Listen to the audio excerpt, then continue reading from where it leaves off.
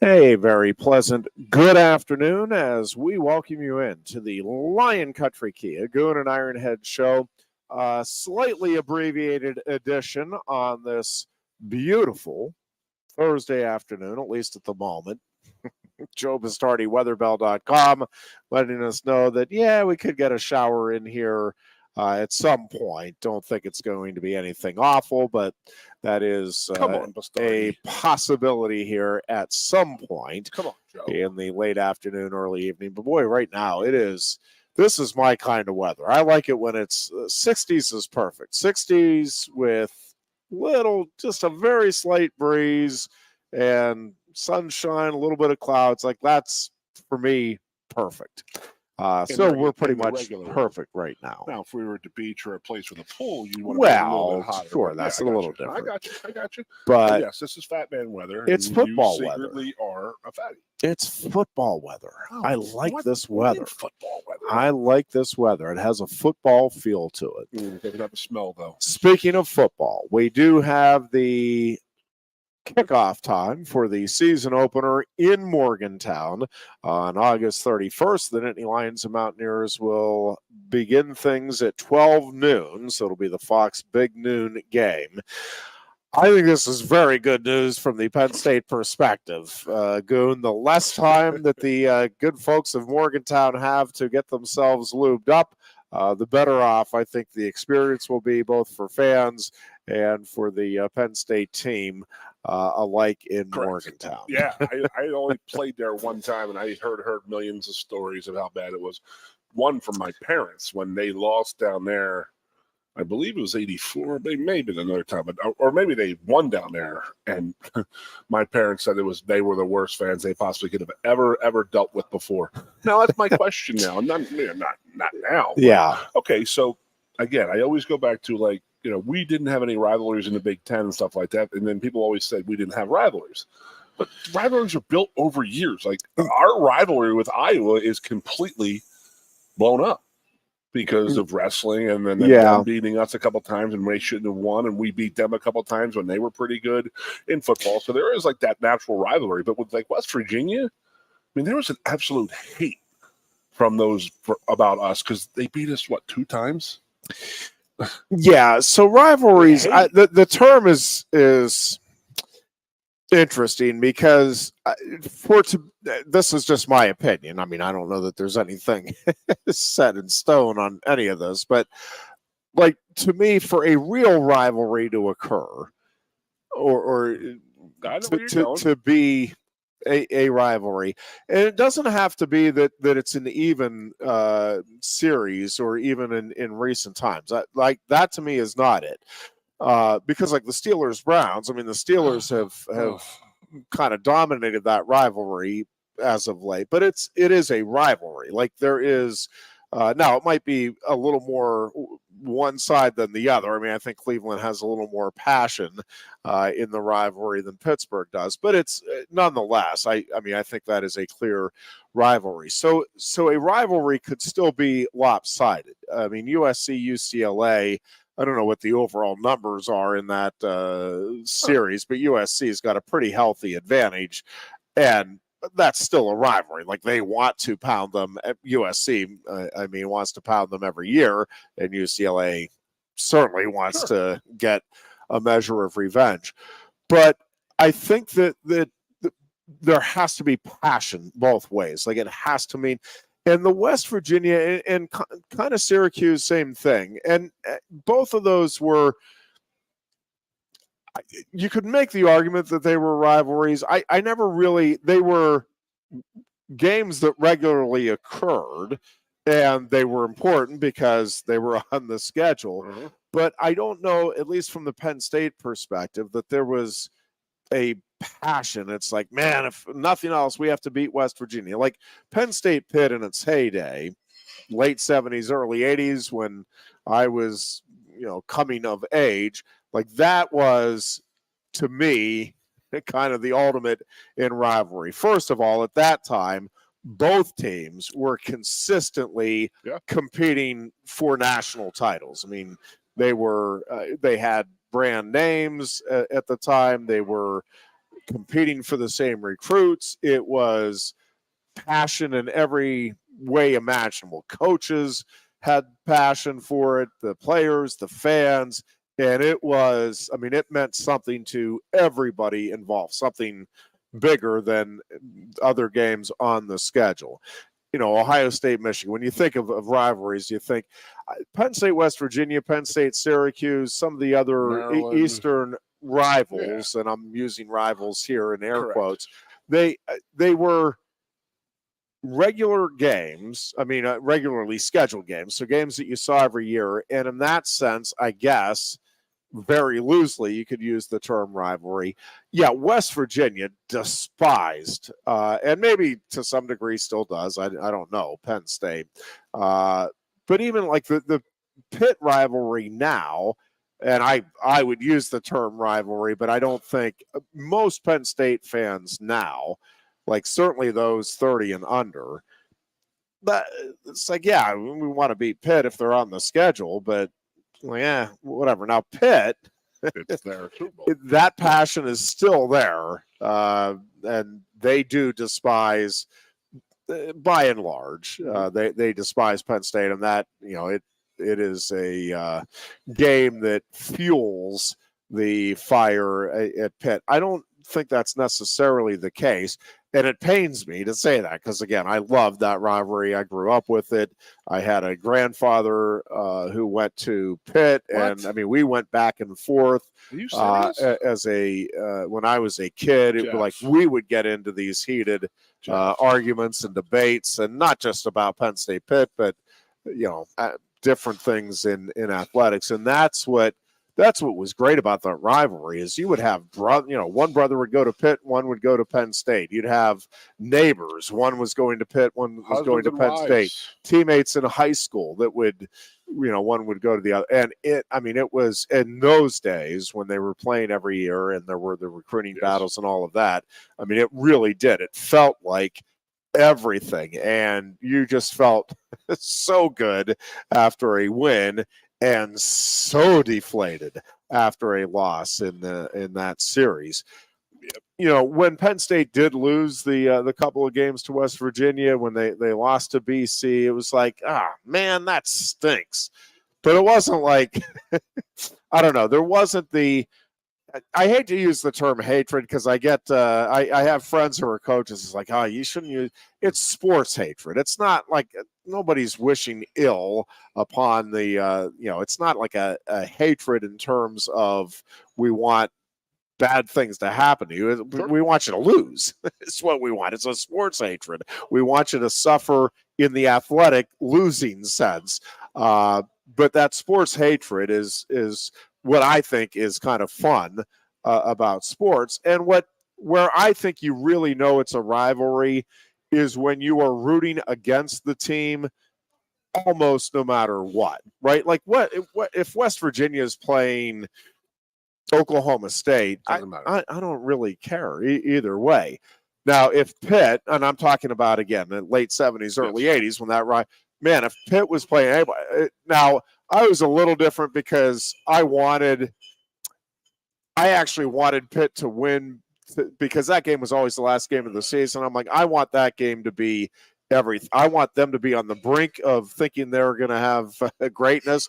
And, that's why that 81 game was so meaningful. It's like, man, Pitt's on the brink and they jump up. And, I mean, that game was still one of the sweetest victories I ever saw. Penn State have. Well, yeah, because it was but Jeff, very meaningful. I don't think the Penn State fans have ever come to comprehend that we versus Ohio State specifically have turned into Pitt and West Virginia. Yep. And that is, it is a rivalry with Ohio State to us. Yep. But to them, it's a big game, but it's a big game that they're going to have, Yeah. And that's what is so tough for me and all Penn State fans is that is so hard and tough to comprehend. Horrible. It's completely like I just can't come to grips with it. I hear what you're saying. Talking about This is such a huge game to us. And Franklin just says, it's just another game to us. And that infuriates Pitt. Oh, yeah. As well it should. But, yeah. But it's the truth. But now when we go out to Ohio State last year, we're out there as fans and this and that. We were all jacked up and all kinds of wound up that, it's a big rivalry. And Ohio State's like, dude, our rivalry's in like a month. This moves the barometer a little bit because we recruit against each other, and there's a couple kids that who should have gone to Penn State to go there, and vice versa. But from a fan perspective, I can tell you, Ohio State, by and large, does not look at Penn State any differently than they look at Iowa or Wisconsin. Correct. Or big game. I mean, it's not saying that it's not. There isn't some passion there, but it's not. You're right. It is not the burning desire with which Penn State fans in particular because approach we go that out game. there and you talk to Ohio State fans and we have all this passion and they're like, dude, well, it's like, yeah. Welcome to Columbus. Hope you enjoy your stay. You're a mountaineer now, pretty much your temple to us. We're ready to win again. Could be a close game. But, it's infuriating. Yeah. Beyond belief. You know this is infuriating, Jeffrey. I have to get this off my chest because I've been waiting for a day and a half to say it. Yeah. Okay. The media. Just the clickbait that goes on.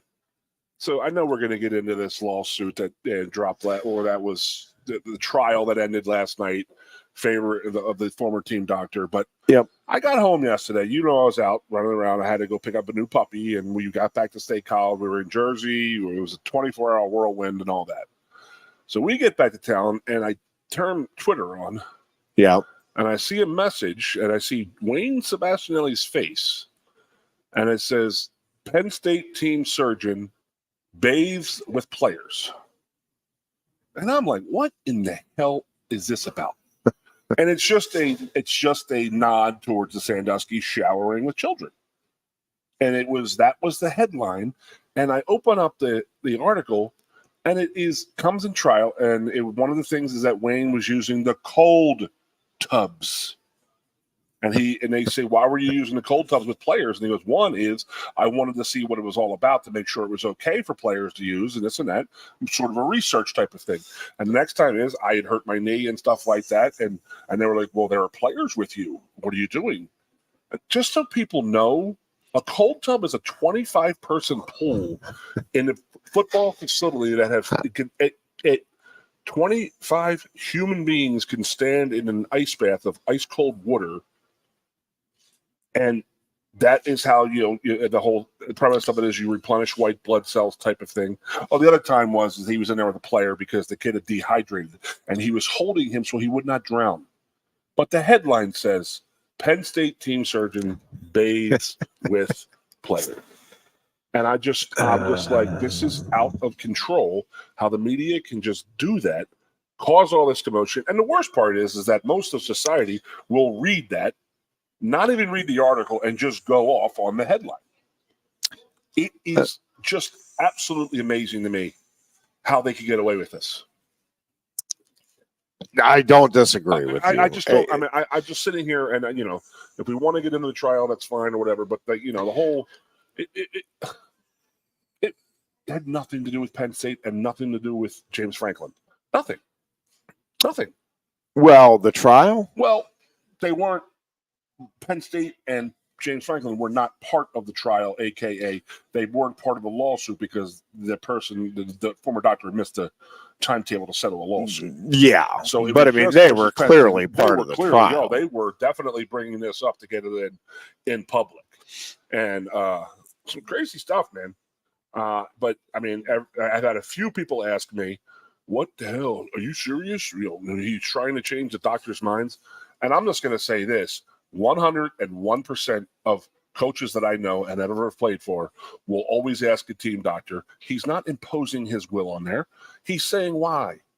Tell me why that person can't come back. So he's not trying to manipulate. He's not saying Jeff Byers is fine. He's fine. And as I'm holding you up and you're bleeding out of your ears and nose, it wasn't like that. It was just a coach. Every coach does it. Every one of them. They want to get their players on the field. Why is it taking so long for Joe Blow to come back from this ankle injury when, Joe Smith came back in 12 days. Every player is different. Every human body is different, but every coach is the same. They're always going to try to say, why can't we get this on there, get these guys out there faster?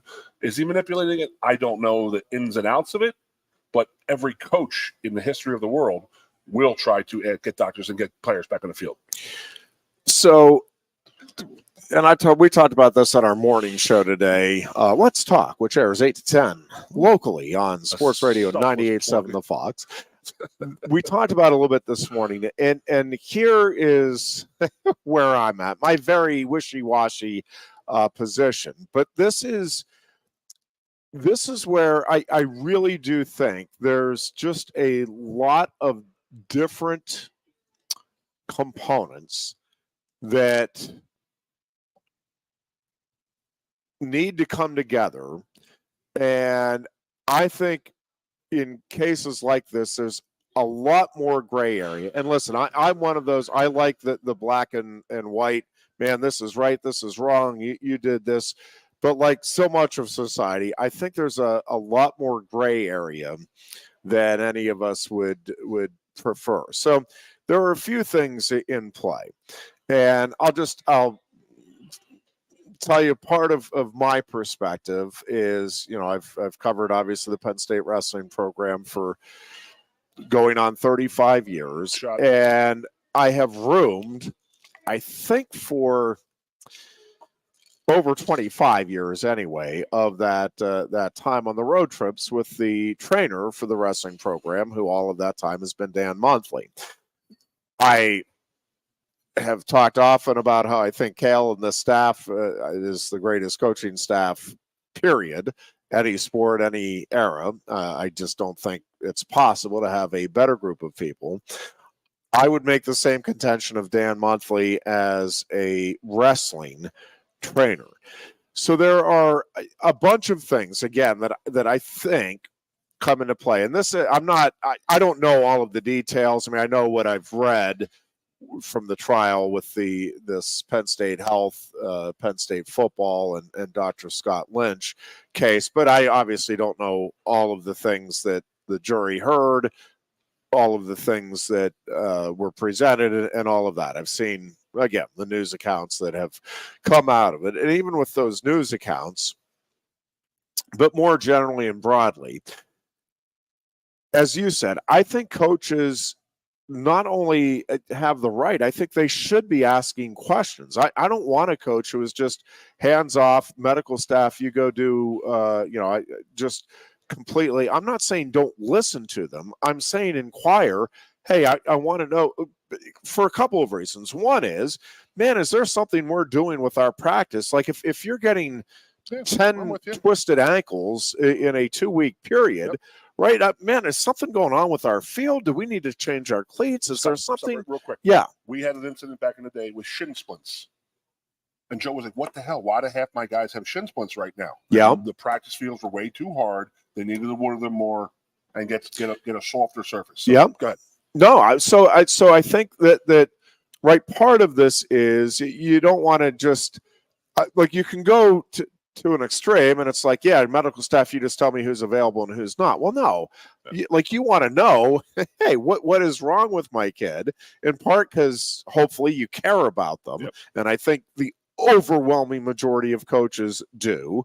I know the kind of portrait that was being painted there by Scott Lynch is the coaches are just trying to use the players, get them out there, get wins. Listen, I do think they want to win. I do think they want the players back out there. But again, so there's several things that I believe come into play. So it is one thing to have a terrific doctor or a terrific trainer, meaning somebody who knows how the human body works, what the injuries are, and how to rehab. I think that's important for sure. I also think it is important that you know the sport and know what is being required in a particular sport of the athlete. There are, if you have a sprained ankle and you're on the balance beam in women's gymnastics, right? Like that's probably a pretty big deal. I'm guessing. I'm a little out of my element. I've never done the balance beam, but I'm guessing like that's a little different than somebody. If you are a catcher in baseball and somebody else is the designated hitter, so you're not having to run, like that sprained ankle might not be as big of a deal. Or so part of it. Yes, you need the medical knowledge and you want the medical expertise, but to me, that is not enough for a team doctor or a team surgeon or certainly a trainer. I think you have to know the sport. And again, what are the demands of the sport and understand the importance of, a preseason game in the NFL is not the same as the Super Bowl. Yeah, you know what? We have a long season coming up. I want this ankle to get truly 100% right now. Yep. If it's the Super Bowl, that ankle's 80% and you're the star player, we're going to tape that baby up and we're sending you out there. Like it is different. Circumstances are different. I have another one for you. Yeah. A coach is going to want to know, is the player doing everything in their power to get back? That is another aspect of it, because he shows up once a day and just gets it done and then he leaves. And there's guys who want to come back and they're going to do everything in their power. Hey, what can I do at home? What should I do? Should I ice? Should I take this anti-inflammatory? Should I try to get a workout in? Should I try to do this? And then the coach has got to know that, and then coach knows that, and then he's going to say, hey, you need to get your butt in gear. We got to get you back. I hear you're only here one time a day, type of thing. Yes. So it is what. Yeah, go ahead. No, I think that's a great point also. So again, I'm speaking for myself only here, but I want a coach who is asking questions. Now, this is another where I think it can get gray, and I'm going to tie something that's unrelated here, but that Scotty Scheffler situation with the golf course and all the charges getting dropped this week. And he kept saying, it was a big misunderstanding, miscommunication. And from everything I know about it, I think that is, in fact, the case. It was just he didn't understand the urgency of stopping. Now, should you stop and say, yep, all of that. Yep. But it wasn't like, screw you, cops. I don't care that there was an accident. I'm getting around. Like, I think there just was not clear enough communication. So, and I think we have that a lot as human beings. I know I have it, and I'm in the communications business, and I'm talking about me, myself, not explaining things clearly or well. It's like, oh my gosh, I can see it. Like my son will do something. He's like, well, that's what you told me to do. You're right. That is what I told you to do. That is not what I meant. Like you're literally doing what I asked. What I meant was this or that. So I can see where a coach asking a question in a certain way could be perceived by somebody who is on the medical side of things as, hey, this guy is questioning. Like, I'm telling him this guy can't play, and he keeps coming back at me. Are you sure this? Are you sure that? And somewhere in there, again, it could be that the coach is pressuring. Man, that's like, dude, I'm telling you, like he's not playing this week, no matter how many ways you present this. But it also could be the coach just genuinely trying to get an understanding of, and again, that perception could be the person on one end could be 100%. I mean, they would tell you, I guarantee you, I know what that guy was trying to do. And by the way, in some cases they may be right, but I do think it is possible where somebody is certain that, yep, this guy is definitely trying to pressure me. And the guy that is being perceived that way would tell you honestly, no, I'm trying to get an understanding of why he's not ready. And are there things we can do as a program to help him or others get back faster? So I think there's a lot of gray area. I also think you as a coach, and again, I'm not I'm truly not talking specifically here about the Penn State case because I don't know enough of the details here, and I don't feel confident enough in the details I do know to speak to that. I am truly speaking in a general, more broad way. If I am the head coach of a football program or any team, right? We talk about support staff. Well, the medical staff is part of that support staff. I, as a head coach, want a staff that I am confident in, right? Now, there can be all kinds of things that undermine that confidence. The communications part is a big deal. If you're not understanding what I'm saying and I'm not understanding what you're saying, and we keep working at this, and over a couple of years, it's not getting any better, right? Like, you're the head coach. Like, I need to know what is happening here. And again, I want to be clear. Yeah. I am not talking about this Penn State case. I don't know that is or isn't what happened here. Exactly. I'm just saying, generally speaking, you as a head coach, you need to have confidence that, man, these guys are doing the right thing, both for our kids and for our program, and that they have an understanding of the importance of these games, the limited opportunities these kids have, and also, yes, the long-term health of these kids. And, there's a bunch of areas where we've improved on, but concussions in particular is something where, I mean, when we were growing up, Goon, or at least when I was growing up, it's like, oh, come on. Yeah, you got your bell rung, get back in there. Now, they weren't,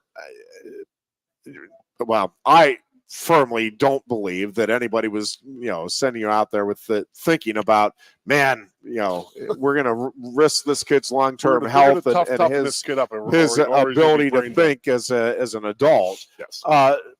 But it was just the way they were raised too. It's like, yeah, you get your bell rung, you go back out there, you got to tough that out. It's not like you're physically injured. Well, again, better understanding now. The withholding of water, we got to make you mentally tough. Well, that's dumb. We know that now. They didn't know that at one time. So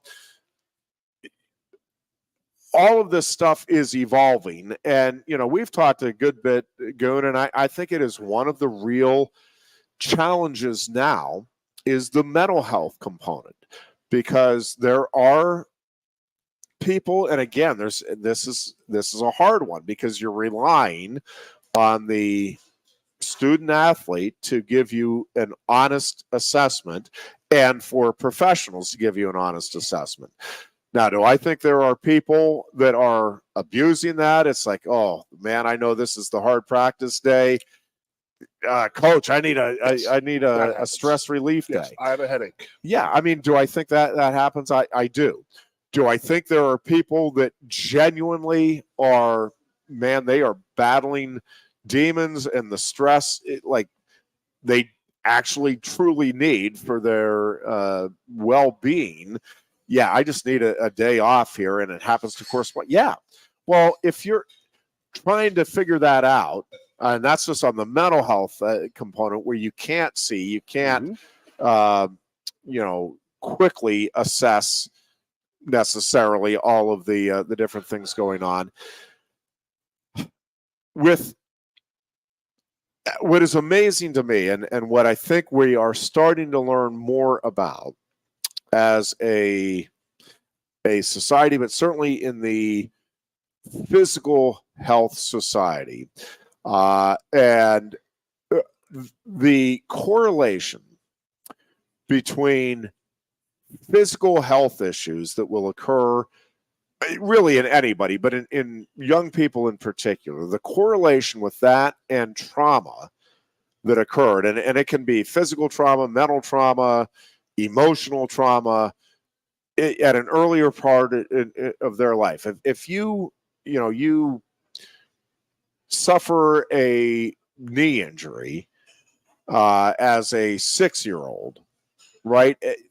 The next time your knee is hurting, like it is sending signals to your brain. Hey, you remember how bad that knee injury was before, and sometimes that can make it worse than it actually is. Now, for you, when I say worse than it actually is physically, again, you can evaluate, but if your brain is saying, no, this is a big deal, and this is where, again, a lot of this stuff I think gets very tricky. And on the other side of it, again, you can have a player going to the coach, I'm fine. Like, man, I'm completely good. And the trainer is saying, or the medical doctor is saying, no, I know he feels good. I get it. What I'm telling you is we have to strengthen, like, that has not healed properly yet, and we've got to get that shoulder, built up or whatever it is around it. Like, it's not always, hey, the athlete says he feels good, coach says he's ready to go. Yeah. So there's a lot to this, and I think there's a lot more nuance than anybody involved. And listen, these days, with the litigious nature of society, with the history now that we document with medical issues, right? Like you're having to constantly, all right, we need to look at, how different is what's happening now with you. Like if you have asthma and you've had asthma all your life, well, you know what to do. Well, if it's just developing, like it's freaking you out. Like I can't breathe. Well, again, there's all kinds of different things that can come into play here. But the fact that a coach is questioning in and of itself, that is again, to me, that is not raising red flags. That's like, no, that's a coach who's involved. I want that. And part of that communication part is, again, you need communication when it comes to medical issues. You need good communication with the medical staff and the coach, medical staff and the athlete, coach and athlete, and family, parents or guardians. Like they need to be involved, again, depending on what the injury is or what the physical or mental ailment is. I'm not saying they have to be made aware of every, hey, kid got a scrape that we put a Band-Aid on today. We don't need to have multiple conferences. But a lot of this stuff is like, hey, has he had a history of bruising before? Like, man, that just seems, we need to do some blood tests. And until we get those results back, like, I think we need to keep him out because we don't know what's going on. Like there's a lot of things that come into play. And I think I can see easily where a situation devolves into coach is telling me I have to get him back out there, and coach is like, no, I'm not. I'm inquiring, and like both sides start to dig in a little bit, and player could choose one way or the other. Yeah, man, it doesn't feel right, or yeah, I don't know why the doctor is saying this. I'm fine, and the doctor may be right, right? Like that's so. There are a lot of things that I think you have to take into account, and it's just not. I don't think there are a lot of situations that are just clear cut. Man, that coach was clearly in the wrong, or that doctor was clearly in the wrong. Yes. Again, I think you can have widely disparate views of a conversation that occurs. Yep. Depending on where the mindset is of the individuals involved in the conversation. You said something that's super important, and that is the player. The player, as much as you want to get it back on that field, you have to be honest with that doctor / trainer / yourself. Yeah, because they know they're out there for your best interest. Okay, I watched an article, a interview a month ago. I don't know however long ago it was. With Gronkowski, Edelman were on there. So you the little white like slot receivers that the Patriots constantly had, Amendola, Wes Welker, Julian Edelman and stuff like that. And they were like talking and gloating about like, oh, well, we had a system. So if we got knocked out on the field and the team doctor held up 4 fingers in the background, one of my teammates would say, come on, baby, fourth quarter. Or like, hey, let's go. Come on, 3 more plays. Come on. 2 more days. Yeah. Like, are you really helping yourself? And are you helping your team by doing that? And my answer is no. And a lot of this stuff that you hear nowadays, you don't know how blown out of proportion it is. You know what I mean? There's some guys who like I always say Jalen Rose, he had a lot better career than he actually thought. I mean, he had a much better career in his mind than I think that he really did. I think that he fabricates and talks himself up a whole bunch. But like that's something like that. I was like, that's stupid. And why would you be talking about that? So you have some 15-year-old kid, a sophomore in high school, saying, "Oh yeah, we should do that." And it's the dumbest thing I think I've ever heard. So again, the player, the athlete needs to be as honest they can with that team doctor. And with the coach. When we were coaching, it was not uncommon for a coach to walk through the training room and say, "You can't make the club from the tub." And that's about as insulting as you get, because it's like, do you think I want to be hurt? Do you think I want to be hurt? And again, that's where it plays on the psyche of an athlete right there. And that's when you're like, ugh. And I hated that. And that's why things have changed, I believe, for the better nowadays. So.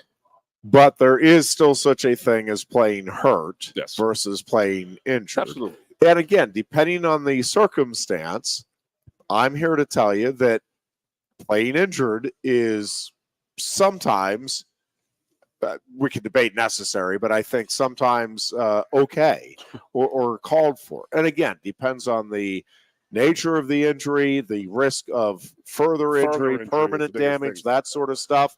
But again, you're not, I don't think as a medical doctor, and it's just, it's the same as anything else with the support staff or a coach's decision. Like, it is magnified when you get into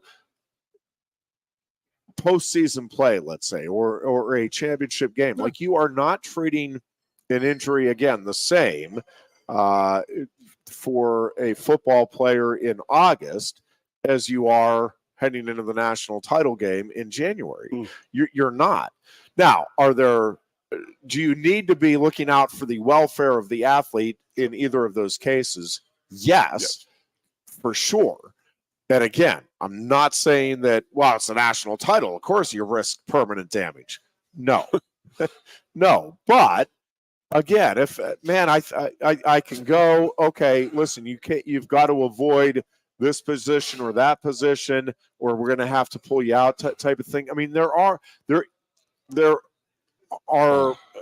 a lot of cases where there is some nuance here in terms of, man, can you protect yourself? Yeah, oh, yes, I can. Well, I need to accurately assess that. And again, that's to me where, you want somebody who has the medical expertise and knows how the body works and all of that.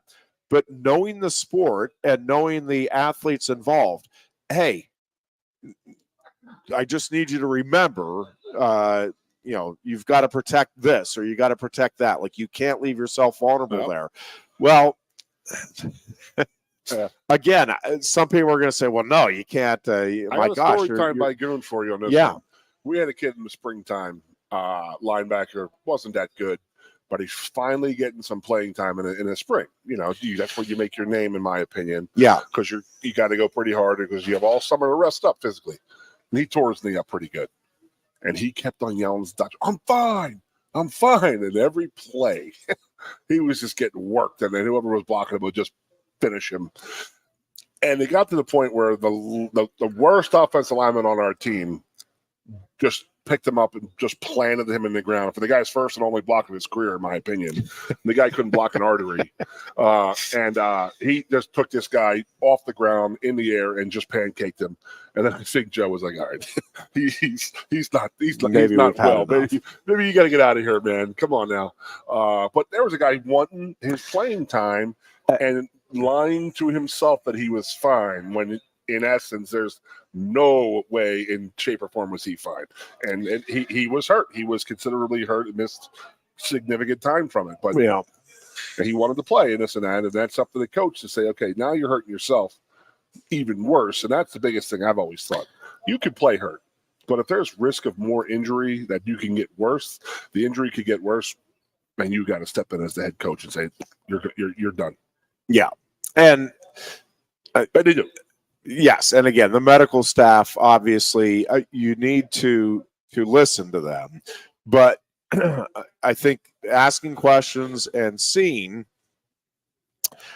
almost testing, hey, are you aware of all of the the different ways that you can treat this now? Like, I mean, you want a doctor and a trainer who, yeah, it's not.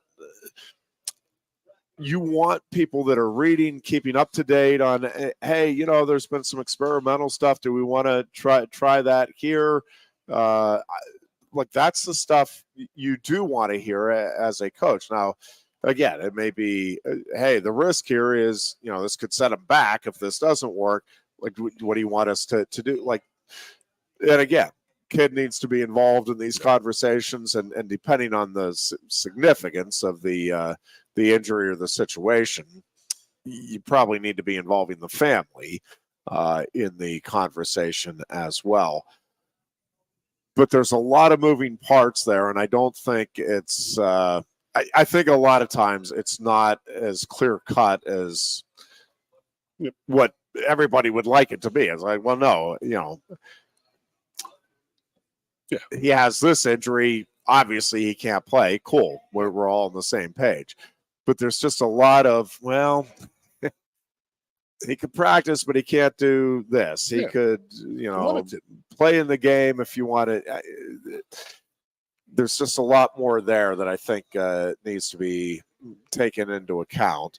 And I think it's a really difficult thing, too. We talked about it on our morning show, in that, like, if you're an administrator, and it's the same thing, I mean, different issue, but if a student athlete comes to you, and we've had some lawsuits filed at Penn State, and Penn State's certainly not alone, but if a student athlete comes to you as an administrator and says, man, this coach is bullying me, and it is way too hard, and the coach says, I'm just trying to get the best out of my athlete, and some of the other players, yeah, I think coach is a little too hard on us. And some of the others are like, no, man, I like this coach is.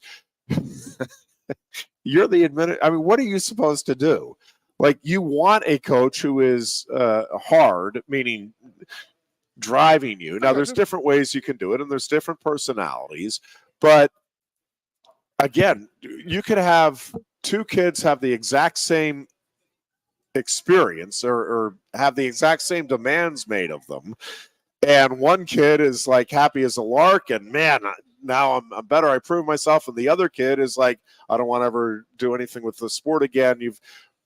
Like, we just all have different personalities. It's one of the things that is fascinating to me about watching with the wrestling program, is that they take into account, there are some kids that, man, they right before that match, they want you pounding them on the back and let's go out there. And other kids are like, just leave me alone. I got this. I'm going out there, and I don't need you to get in my face. Every sport, every athlete has that. Correct. And so part of it is, as a coach, as an athletic trainer, or like, you got to understand the different personalities involved too, right? And you want people that are, again, engaged. Hey, Doc, I hear what you're saying. I just want you to know, like, I think this kid has been babied all of his life. I think we can push him a little bit. Well, you're telling me we need to push him and get him back on the field before he's ready? Well, no. That isn't what I'm telling you. That, he was the youngest child, and he was coddled, and we've talked to his parents enough, and like, they want him. And again, these are made up scenarios, but these are things that happen. It's like, not everybody is wired the same. Not everybody heals the same. All of these things come into play here. And some people are really good at communicating, and some people, with the best of intentions, they just stink at expressing properly what it is they're trying to convey. And all of these things you're trying to take into account. when you're dealing with, and even more so, I think these are difficult decisions and determinations to make at the collegiate level, where, I mean, it's hard at the high school level and it's hard at the professional level. At the high school level, again, I'm speaking just for me. You're putting, or ought to be putting, the welfare of the student and the athlete at the very top. And I'm not saying that's not the case collegiately or even professionally, but I think you're willing to push a little more at the collegiate or the professional level. And at the professional level, I mean, it's a whole different ball game in terms of who's looking out for who where. Yeah, but that collegiate level is difficult because you are competing at a very high level. You do have individuals who are trying to make that move to the next level. You have individuals who are not going to be making that move to the next level. And you're trying to give a good experience for everyone. You're trying to win. You're trying to take care of the mental and physical well-being of your athletes, and to make them into better people, to help them in that growth process, both on and off the field. Well, part of that is life is hard. You got to be able to toughen up and get through some hard times. You've also got to recognize when you need help, right? Like, we all need help sometimes. Some of us are better at asking for it than others. It's like, yeah, man, I don't want to bother anybody. Well, yeah, but it's tough, need, man. Like, your arms dangling. How many guys run the wrestling? You got to get some help. I think at the end of last year, there were 36, 37. So that's 37 personalities, individual personalities that Cale needs to know.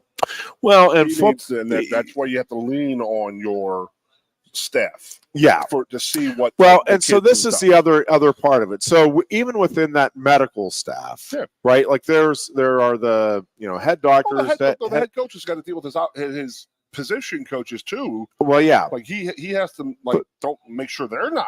But the trainers, I think, need there also needs to be good communication between the trainers who are around these athletes every day. And again, hopefully, if they're a good trainer, they're getting to know the athletes and see what buttons need pushed. And you know what? Boy, there was a history. Again, the good ones. And I mean, Dan is exceptionally good, but he gets to know pretty quickly. All right, yep, there's a history here of some, tightness in the back, or he's always said he's had a tight shoulder. Well, there's probably a reason for that. Somewhere along the way, something either happened or you didn't train properly through something. All of those things, again, come into play. Well, the more information you have like that as a trainer that you can relate if a problem does occur. Hey, just so you know, man, I was looking at this even before. All of that stuff comes into play. And, nowadays, I mean, you need to document everything. Exactly.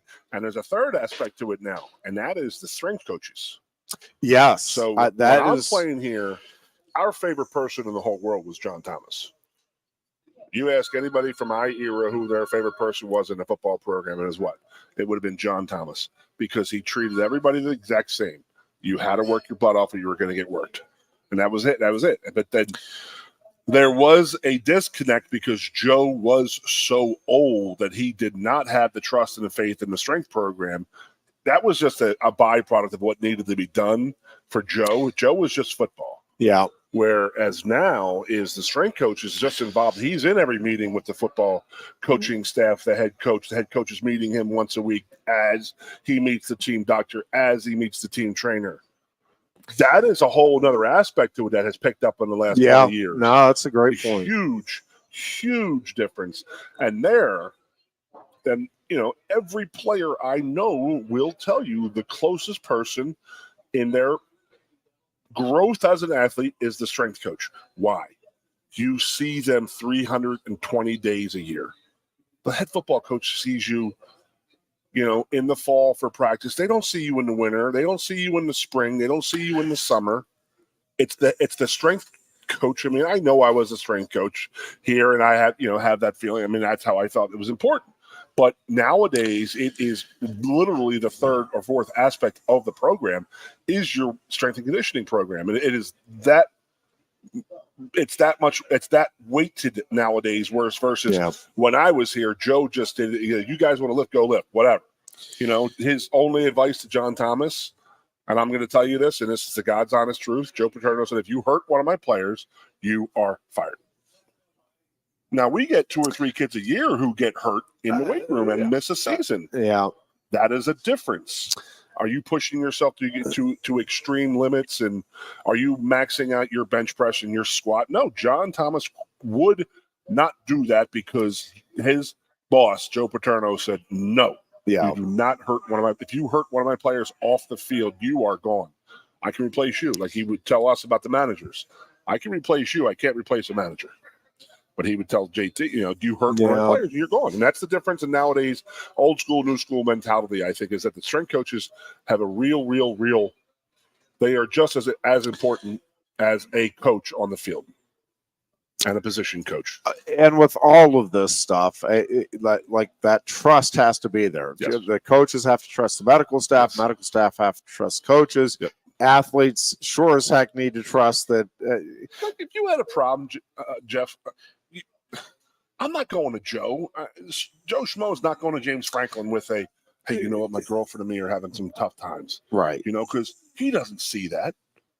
He has to manage 105 of you. Right. Okay? Cale Sanderson doesn't know that so-and-so has a girlfriend problem. He can't see that. But you know who does see that? The person who comes in the weight room every day and sees this kid, he's all mopey and depressed, and he's going to say, what the hell's wrong? What's going on? And how are you doing? And then you need that communication with the head coach, right? That needs to get to the head coach and say, hey, here's a little issue we got going on with Joe Schmo down here. He's got a girlfriend who likes Joe Schmoop. But I'm Joe Schmo. I don't understand that either, because Schmoop is such a jerk. He is. Like that guy. But they like it, Jeff. They like it. They all like right, we're taking a break here.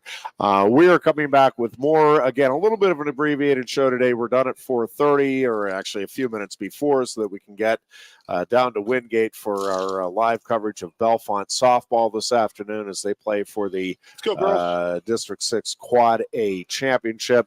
And Todd and Norm Brown will have that call for us here this afternoon on Sports Radio 98.7 The Fox. And again, we're coming right back with more of the Lion Country Kia Goon and Ironhead show here at Quaker Steak and Lube. Coast into fall with a new Kia from Lion Country Kia. Right now, get a 24 Kia Seltos for 5.25% APR for up to 48 months. A new Sportage plug-in hybrid at 0.9% APR. Check out our 23 Sorrento hybrid for as low as 4.5% APR. And don't forget, all 2023 and 2024 Kias come with a 10-year, 100,000-mile limited warranty. Stop in and meet with one of our sales experts today and coast into fall at Lion Country Kia. We want to see you in a Kia. Since retiring, I have spent my time searching the countryside for the hottest wings in America. I always seem to end up disappointed. You call these hot? Back off, Luigi. Mamma mia. Your hands, busboy. Your wings suck. I knew I should have stuck with Quaker Steak's triple atomic wings. You think I'm tough enough? The Center Hall Farm Store has been serving Center County and beyond for well over a half century. A small family business, the Center Hall Farm Store specializes in animal nutrition and manufactures its feed fresh using local ingredients. Get the best in horse, cow, pig, chicken, and bird feeds. If you're not already a customer, stop in and see why so many of your neighbors are. The Center Hall Farm Store at 110 West Allison Street in Center Hall, or call us at 814-364-1393. Sioka Toyota of Williamsport invites you to stop in today or check us out online. We have the smart path to your next Toyota, like the all-new Crown, BZ4X, the all-new Grand Highlander, Corolla Cross Hybrids, Sequoias, and more. Over 100 new Toyotas here and on the way. Don't make a $1,000 mistake. Choose Sioka Toyota of Williamsport and see the Sioka dealership's difference. Buy or reserve yours today and see for yourself why Sioka Toyota is the only stop you need for your next new car. Sioka Toyota, it just feels right.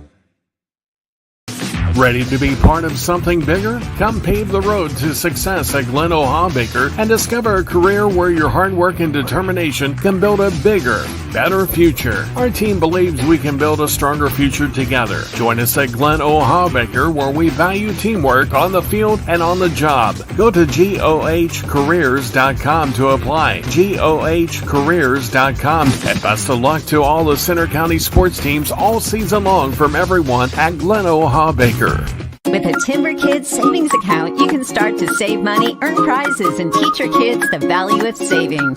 It's easy as 1, 2, 3. Building futures is what we do at TFCU. You really need to belong to a credit union. You belong at TFCU, Timberland Federal Credit Union, a credit union you can grow with. The Goon and Ironhead. And we welcome you back here on this very good-looking, at least at the moment, Thursday afternoon as we head into another busy weekend. Pirates, tale of two games yesterday. They split a doubleheader with the Tigers, lost 8-0 in the first, and then Paul Skeens celebrated his 22nd birthday with a terrific performance and a 10-2 victory. And so the Bucks earned the split. The Phillies snap out of that horrible three-game skid and slump that they were in, and it's starting to look like they might be okay after all. The Phillies still with the best record in Major League Baseball, 39-18. Both the Bucks and the Phils have today off, and we'll open up series tomorrow. Trying to remember, Philadelphia's home with St. Louis, I think. I know they're home.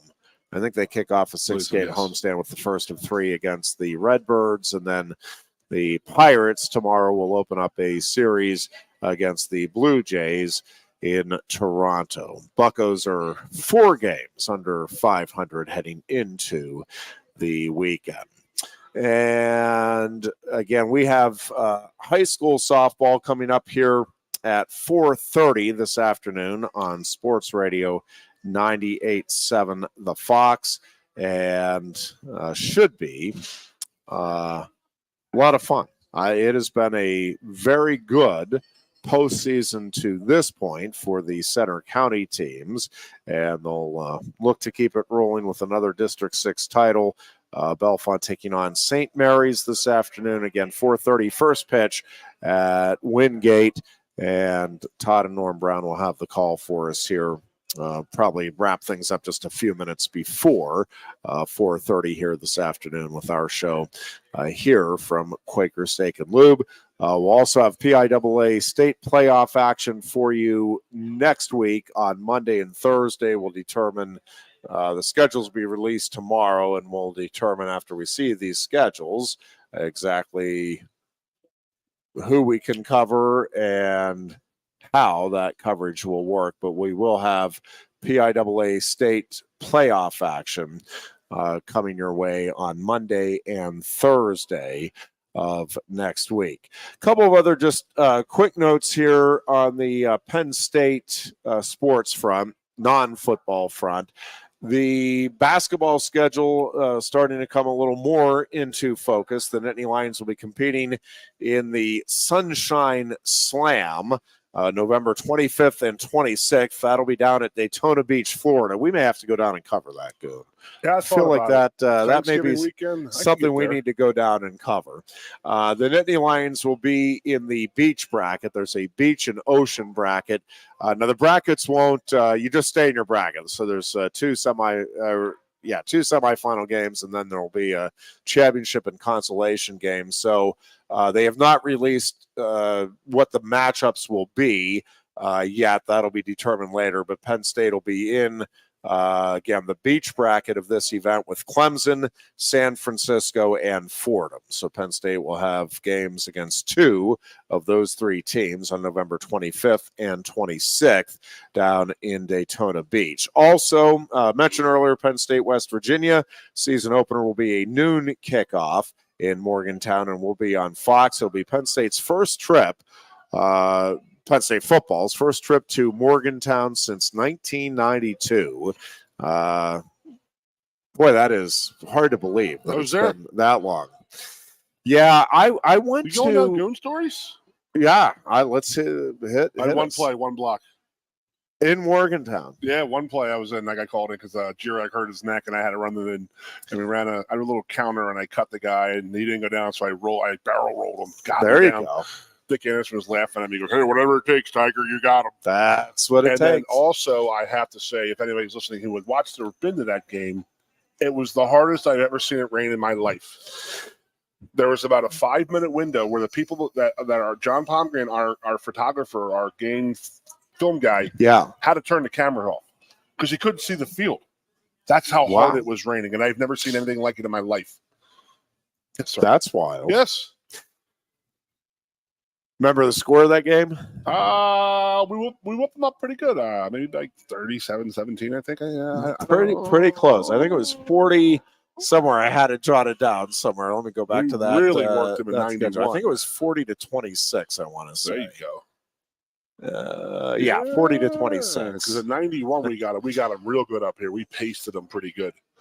But that was back when that was our said rivalry type of thing where that was one of their our Maryland Rutgers that was there. I did want to add in. It's just like Pitt. It's just like Maryland. Just like Rutgers. All the guys that go there, they wanted to go to Penn State and didn't get the offer. So there was that jealousy aspect to it. Trust me, there was. These guys weren't good enough to go to Penn State. So now they're at West Virginia, they're at Pitt. So there was that added hate amongst the players towards Penn State. So no, that makes sense. Also, Penn State women's gymnastics assistant coach Lindsey Brown will be competing in the Olympic Games in Paris this summer. She'll represent Haiti in the women's artistic gymnastics competition. She received a universality place qualification. Now, here is the historic note. Lindsey Brown will become the first Haitian gymnast ever to compete in the Olympic Games. How cool is that? She competed against Haitian, obviously. Yeah, so that is historic first. She was Denver grad, competed collegiately at Denver, joined the Penn State staff here just last year, but very cool. Anytime you're the first to do anything, that's a pretty nice distinction to be able to carry with you. So I don't care if you're the 1 millionth person. Well, yes, the Olympic Games is an special honor to represent your country. In my opinion, I just have that feeling. You do too. It's awesome. Yeah. By the way, I got into talking about Kale again yesterday. Yeah. Just how this is like one of his years. It's like this. He want to have an off season. Because this will probably be his downtime normally. I don't know. You tell me when is normal downtime for them, but it's not going to happen this year because he's training 92% of the wrestlers that are going to wrestle in and listen, this weekend is the under 20 and under 23 world team trials, and there are a slew of both current Penn State wrestlers, incoming recruits, freshmen to be this fall and or summer, and also some future recruits that will be joining in 2025, the Penn State program, and other wrestlers, obviously, that 2025, are Jeff. potential recruits down the road Think for about this what program. You just said 2025. Yeah, I know. Time just keeps flying. Couple of notes on the wrestling front. So incoming freshman recruit Luke Lillidahl, who will be competing at the under 20 world team trials.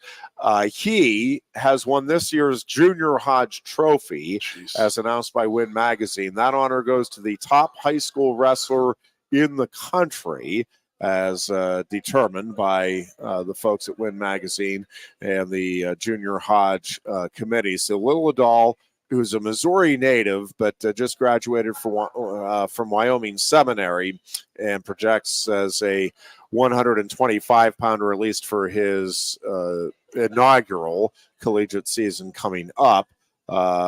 for Penn State. And then PJ Duke, who is a Penn State recruit for the incoming class of 2025, has been named the Junior Shawless Award winner. That award named after Wade Shawless, the former Clarion great, who was just a pinning machine.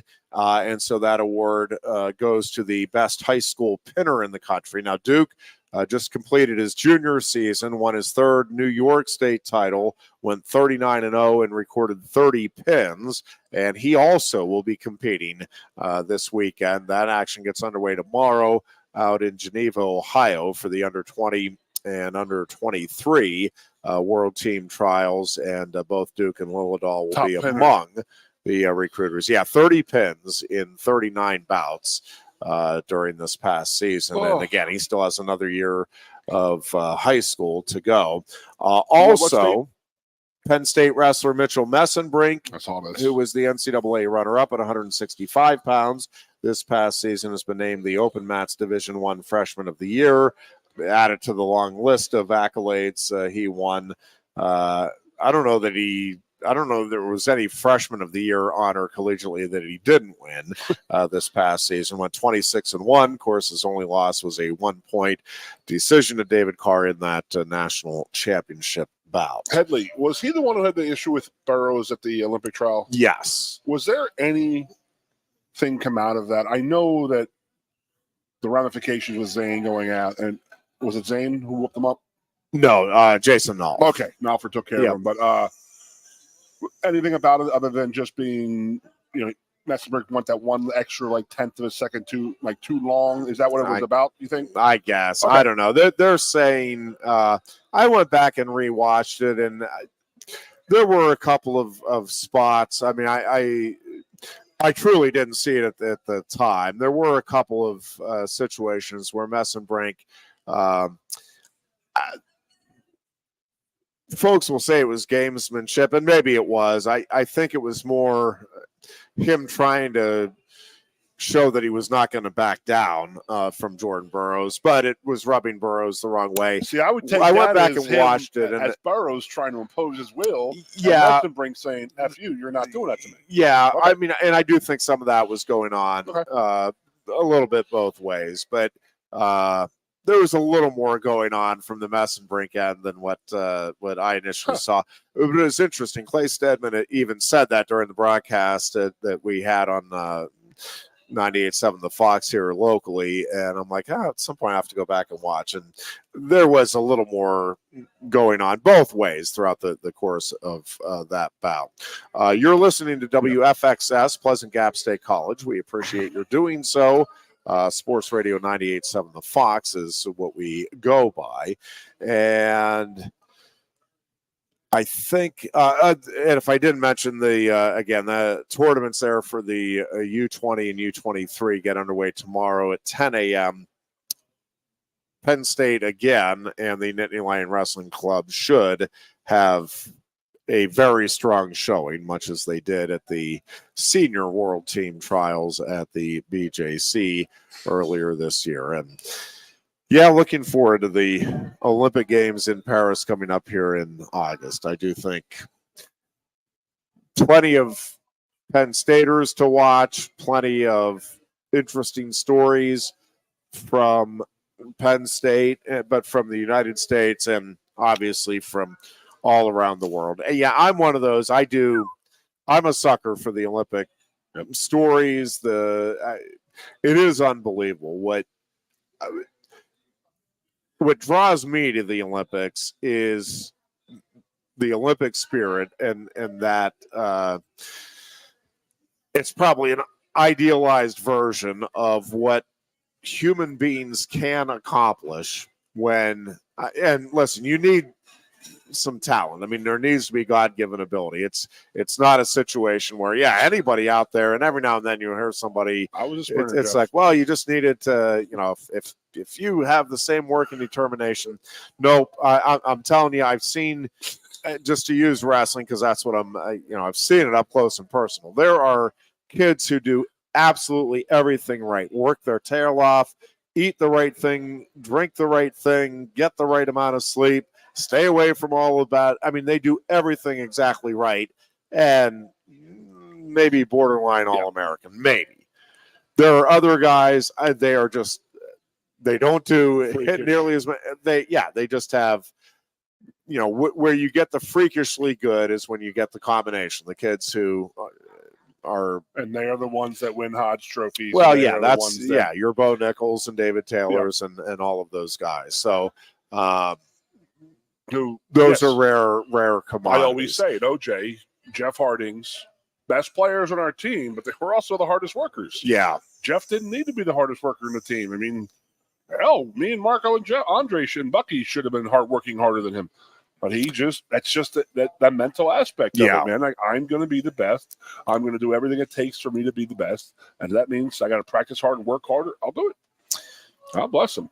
Yeah, that competitive drive is it's something you can hone for sure, but you either have it or you don't in terms of that, like, to be the best. And again, you can have the drive, and if you don't have the talent, you're not going to be like an all-time great. Now, you can, just so we're clear, I'm not saying if you don't have the talent, don't work your tail off. You can make yourself into being something very good and very special, but you're not going to be Michael Jordan if you don't have something naturally gifted to you.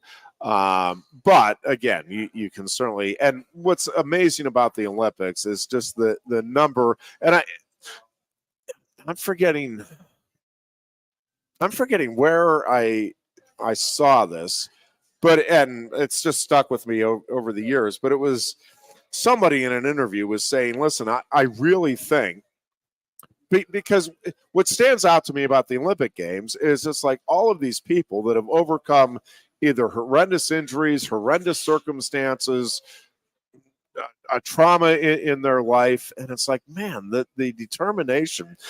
But, and I'm sure there's exceptions to this, but this is an interview from many years ago.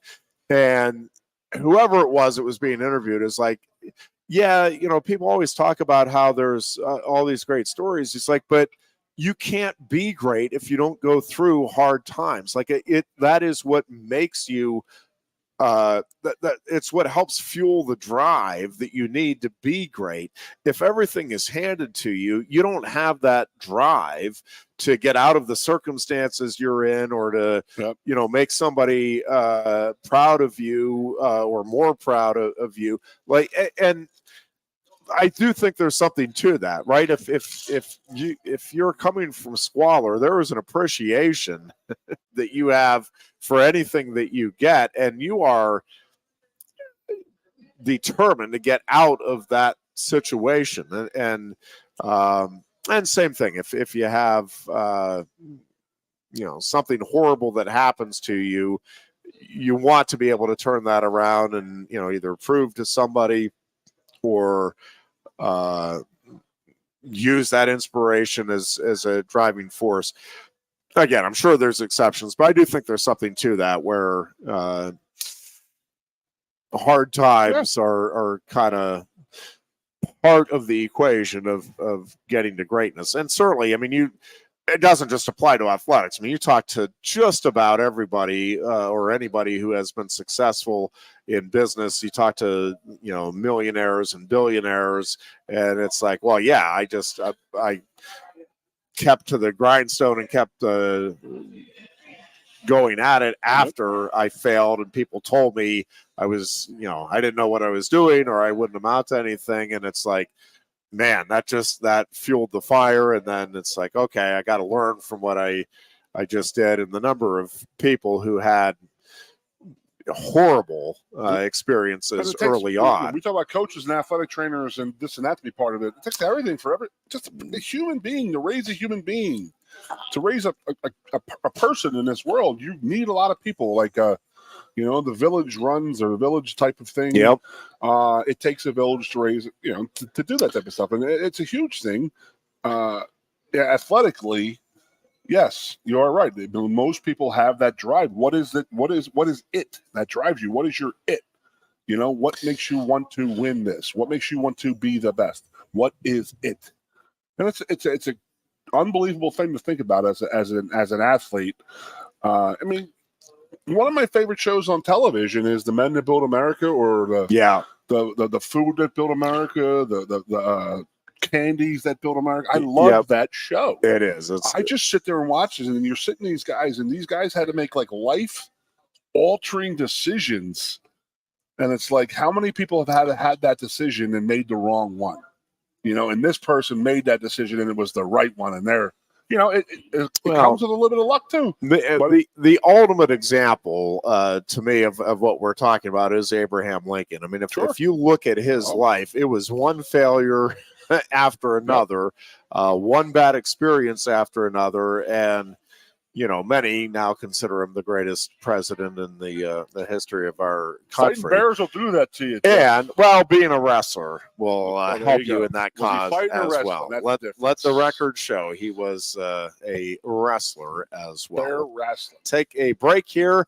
We're back with one final segment. Again, we're wrapping up a little before 4:30 here this afternoon, so that we can get you to Bellefonte St. Mary's softball in the District 6 Quad A championship game. So back with one final segment in mere minutes. Coast into fall with a new Kia from Lion Country Kia. Right now, get a 24 Kia Seltos for 5.25% APR for up to 48 months. A new Sportage plug-in hybrid at 0.9% APR. Check out our 23 Sorento hybrid for as low as 4.5% APR. And don't forget, all 2023 and 2024 Kias come with a 10-year, 100,000-mile limited warranty. Stop in and meet with one of our sales experts today and coast into fall at Lion Country Kia. We want to see you in a Kia. Since retiring, I have spent my time searching the countryside for the hottest wings in America. I always seem to end up disappointed. You call these hot? Back off, Luigi. Mamma mia. Your hands, busboy. Your wings suck. I knew I should have stuck with Quaker Steak's triple atomic wings. You think I'm tough enough? The Center Hall Farm Store has been serving Center County and beyond for well over a half century. A small family business, the Center Hall Farm Store specializes in animal nutrition and manufactures its feed fresh using local ingredients. Get the best in horse, cow, pig, chicken, and bird feeds. If you're not already a customer, stop in and see why so many of your neighbors are. The Center Hall Farm Store at 110 West Allison Street in Center Hall, or call us at 814-364-1393. Sioka Toyota of Williamsport invites you to stop in today or check us out online. We have the smart path to your next Toyota, like the all-new Crown, BZ4X, the all-new Grand Highlander, Corolla Cross Hybrids, Sequoias, and more. Over 100 new Toyotas here and on the way. Don't make a $1,000 mistake. Choose Sioka Toyota of Williamsport and see the Sioka dealership's difference. Buy or reserve yours today and see for yourself why Sioka Toyota is the only stop you need for your next new car. Sioka Toyota, it just feels right. Ready to be part of something bigger? Come pave the road to success at Glen O'Habaker and discover a career where your hard work and determination can build a bigger, better future. Our team believes we can build a stronger future together. Join us at Glen O'Habaker, where we value teamwork on the field and on the job. Go to GOHcareers.com to apply. GOHcareers.com. And best of luck to all the Center County sports teams all season long from everyone at Glen O'Habaker. With a Timber Kids savings account, you can start to save money, earn prizes, and teach your kids the value of savings. It's easy as 1, 2, 3. Building futures is what we do at TFCU. You really need to belong to a credit union. You belong at TFCU, Timberland Federal Credit Union, a credit union you can grow with. The Goon and Ironhead. And we welcome you back in here on a very nice Thursday afternoon. Hopefully it stays that way. Again, just a little while, 10 minutes or so, we'll be heading out to Wingate, and Todd and Norm Brown will have coverage of Bellefonte softball against St. Mary's here as the Lady Red Raiders go for the District 6 Quad A championship. Coaches versus Cancer. Tonight, Penn State gets underway with the reception event tonight at Medler Field at Lebrano Park, and then the tournament tomorrow Penn State golf courses, by the way, if you're not part of that event, are closed tomorrow because of that event. Really a great event, a lot of great people. It's a reunion of sorts for a lot of Penn Staters, a very fun weekend. They do a great job with this reception tonight. Mm-hmm. Do a great job, obviously, with the tournament tomorrow night, and then the reception dinner that kind of wraps everything up tomorrow night. Looking forward to the golfing. As much as I can look forward to the golfing, I apologize in advance to the poor team that gets stuck with me. I saw your team, Jeff. But we will have some fun. Yeah, they have you and 4 really, really competitive guys. There you go. That's really, always a good really, fit. Yeah, they need very intense. They need that person to really get them through these 18 holes. That's always what you hope for. I just walk up to my guys. Great opportunity. I carry a putter, and they're like, "Hey, where are your clubs at?" I say, "I got them." My back doesn't allow me to take swings of golf clubs. I can putt, though. There you go. You know what else I can Putts. do? Drink beer. There you go. Like, I'm really good at it. Like, I got a pretty low handicap. There you go. Good opportunity Yes. for all of that coming up tomorrow. Good luck and welcome into town, everybody out of town coming in for the event here tonight and tomorrow. The Coaches vs. Cancer website on Facebook. There's the silent auction goes to 8 o'clock tonight. Check that out, man. There is some absolutely fantastic stuff on there. I'm not going to tell you what I'm going after, but it does involve the Palestra. It's a pretty cool drawing. It's actually all the scores from the history of the Palestra in like a mosaic type of thing, and that's it's cool. really cool. Fran Dunphy and let's say Phil Martelli have autographed it. Wow! When he was at St. Joe's University, and Dumpf has been at Penn, Temple, and LaSalle, so he has 3 of the Big 5 down. But he's definitely very involved. But he's very involved with Coach Rhodes. They have a very good relationship with Coach Flannery and them being the link to all of them. So, I love this event. I always have. It's a great event for guys coming back. All the sports are involved. All the coaches get invited to it. They all come out and they all play and they shake hands, kiss babies. And next year, if you want to get involved, please look it up to get involved because it's a great thing. And I don't need to tell you. Our feeling on cancer is, it's not going to go away without research and, this type of stuff. So stuff like this. And Penn State actually has a very, very, very good history with the Coach vs. Cancer money making and stuff like that. For sure. Yeah, they're very high up there. And, everybody and everybody, even today, one of our very good friends, Rich Whitmer, and our friend Ricky Lapine, they're both battling colon cancer, and they're 53 and 50 years old. I mean, it just seems they're getting younger and younger with these cancers, and every penny that you can make that can go towards research to eradicate, let's do it, man. Amen. Anything you can do, man. Everybody has had somebody. You can't tell me somebody who has not been. My father-in-law just came down when he's done with chemo and radiation.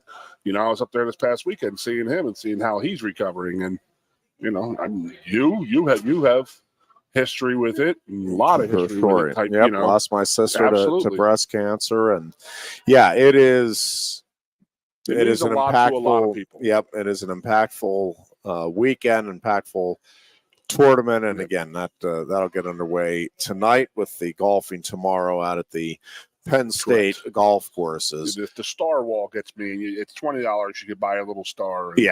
Who is it that you're playing for? Who are you playing for? Yep. Who are you donating for? And I would put my mother, you'd put your sister, type of thing. And it is. It's an impactful yes, it is. Weekend, and also a heck of a lot of fun. So, there is that aspect to it. Hopefully, everybody does a good job balancing those two things and raise a whole lot of money and enjoy the camaraderie that comes with the Coaches vs. Cancer tournament every year at right around this time. Yep. Any thoughts on I understand the settlement with the Negro League's numbers. I'm with you, dude. I just saw it up there, and I was like, I wanted to bring it up. Yeah. So it's a tricky thing because yes, should those players have been playing in the major leagues, and should this have been, joined together long before Jackie Robinson? Yes, absolutely. It's shameful that it didn't happen, but can't make up for that now. But these are major league, and again, it's an ugly history, that part of it for Major League Baseball. That it is, and I am okay with making the numbers that were put up by some of those players, Josh Gibson in particular, yes, and doing more to promote those. And man, the caliber of baseball being played may have been even better than what was being played in the major leagues in those days. That is certainly, I am more than okay with those numbers being advocated and put out in prominent fashion. I think they should be. I think we should give more credit to those players and the legacies that they left behind. But they're not Major League Baseball records. I have a question. And that is part of the history. And again, I think it's a shameful part of the history. And I'm okay if you want to hype those numbers more than the major leaguers in those days. That's fine. But to say that these are now the major league numbers, that they're just not. Yes. I don't agree with it whatsoever. And it's like we can argue USFL, Warren Moon in Canadian Football League. That's what somebody said this morning. He had 700,000 yards up now, so he's the all-time leading passer in history of the NFL. That's what they're saying. Yes, the equivalent of it. In essence, I know we don't have is. much time, but I know that Henry Aaron was involved as a young man in the Negro Leagues. Did he play and hit any homers? That I don't know. So does that add? They would add into his career number. I don't. Well, I don't know that for sure. I don't think it's right. Yeah, because there's that early just Jackie Robinson, post Jackie Robinson era guys who grew up watching the Negro Leagues, Henry Aaron, Willie Mays, those type of guys who were seeing those guys in the Negro Leagues. But I don't know if Aaron had a jersey. I saw he was Birmingham, but I don't know if he actually played in the Negro Leagues or not. Well, that's a good. I don't think so, but we'll do some research. Homework, folks. Again. We hope you have a terrific weekend. Get out and enjoy it. And if you're listening to us on the radio, stay tuned. We have Bellefonte girls softball, the District 6 Quad A championship game coming up for you. We'll be back on Tuesday with another edition of the Lion Country Kia Goon and Ironhead Show. Until then, be good and be safe. Coast into fall with a new Kia from Lion Country Kia. Right now, get a 24 Kia Seltos for 5.25% APR for up to 48 months. A new Sportage plug-in hybrid at 0.9% APR. Check out our 23 Sorrento hybrid for as low as 4.5% APR. And don't forget, all 2023 and 2024 Kias come with a 10-year, 100,000-mile limited warranty. Stop in and meet with one of our sales experts today and coast into fall at Lion Country Kia. We want to see in a Kia. Since retiring, I have spent my time searching the countryside for the hottest wings in America. I always seem to end up disappointed. You call these hot? Back off, Luigi. Mamma mia. Your hands, busboy. Your wings suck. I knew I should have stuck with Quaker Steak's triple atomic wings. You think I'm tough enough? The Center Hall Farm Store has been serving Center County and beyond for well over a half century. A small family business, the Center Hall Farm Store specializes in animal nutrition and manufactures its feed fresh using local ingredients. Get the best in horse, cow, pig, chicken, and bird feeds. If you're not already a customer, stop in and see why so many of your neighbors are. The Center Hall Farm Store at 110 West Allison Street in Center Hall, or call us at 814-364-1393.